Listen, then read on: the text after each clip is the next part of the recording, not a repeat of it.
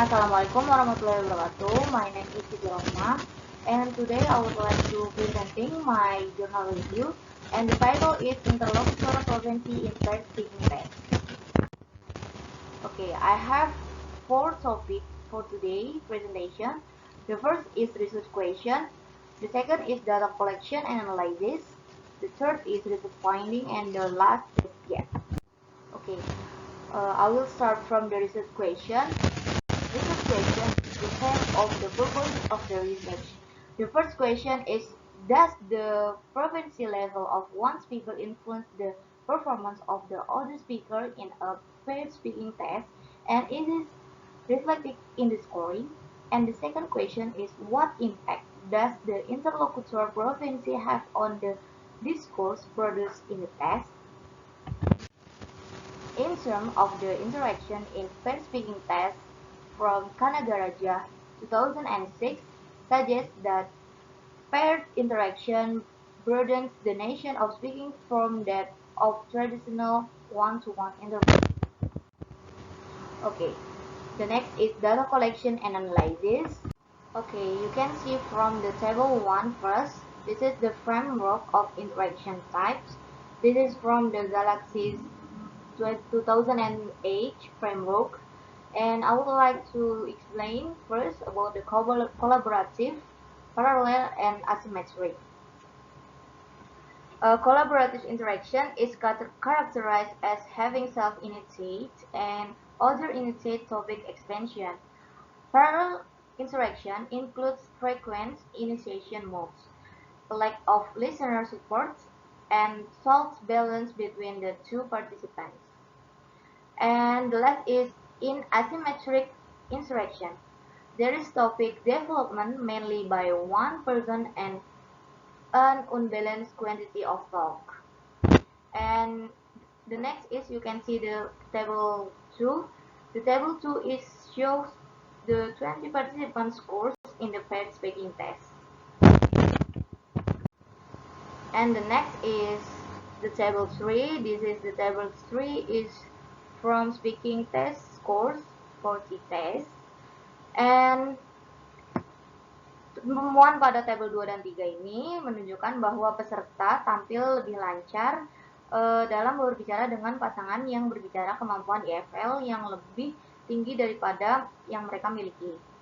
Hasil ini menunjukkan bahwa peserta dengan kecakapan lebih tinggi berpasangan dengan lawan bicara yang mereka miliki kecakapan lebih tinggi memiliki skor tertinggi dalam grammar and vocabulary, fluency, content, and total score. And we move from the table 3 to the table 4. The table 4 is words produced in speaking test. Table 4 show that higher proficiency participants paired with bigger proficiency interlocutor produce the largest amount of scores. Nah, pada tabel 4 ini menunjukkan bahwa peserta yang memiliki kecakapan lebih tinggi dipasangkan dengan lawan bicara yang memiliki kecakapan lebih tinggi menghasilkan jumlah wacana yang lebih banyak. Sedangkan peserta dengan kemampuan yang lebih rendah dipasangkan juga dengan yang lebih rendah menghasilkan paling sedikit wacananya. And move to the table 5. The table 5 shows the indicate that collaborative is the most frequent interaction type identified in the discourse of the paired speaking test for both higher proficiency and lower proficiency participants. Okay, the next is research. The first research question was to examine whether the proficiency level of one speaker influenced the performance of the other speaker in a paired speaking test. Results indicate that lower proficiency participants perform significantly better in fluence when talking to partner who had higher EFL proficiency than they had. And hasil ini menunjukkan bahwa peserta yang dengan kecakapan yang lebih rendah berkinerja lebih baik secara signifikan kefasihan berbicara dengan mitra yang memiliki kemampuan EFL yang lebih tinggi daripada mereka. Nah, selain itu, siswa EFL tampaknya lebih suka berbicara dengan lawan bicara yang lebih kompeten daripada mereka.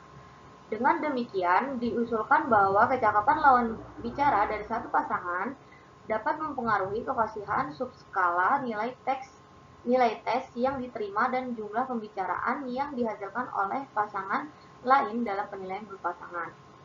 And the result is among the total 40 interaction in the pair speaking test, and 33 were collaborative and only 4 were asymmetric. Artinya, sebagian besar interaksi di file tes berbicara berpasangan memiliki kesamaan dan mutualitas tinggi yang dapat menguntungkan interaksi. Hasilnya, berbicara berpasangan dapat mencapai fungsi pengujian komunikatif dalam hal interaksi kolaboratif.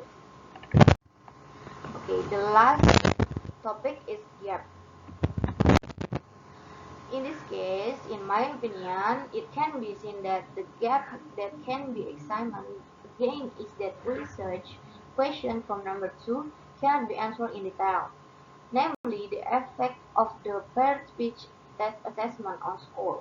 And there is also a gap in the population. Maybe it can be done again by replacing the participation that has a very low score so that it can be better prove the problem to be solved.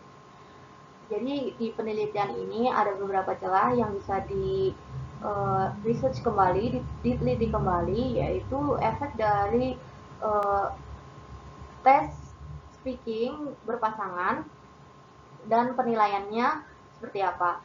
Dan juga ada celah populasi yang juga bisa diteliti kembali dengan menggunakan participants atau participation yang memiliki skor sangat rendah.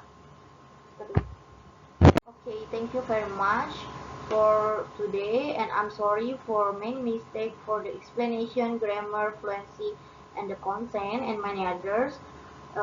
Thank you very much. Wassalamualaikum warahmatullahi wabarakatuh.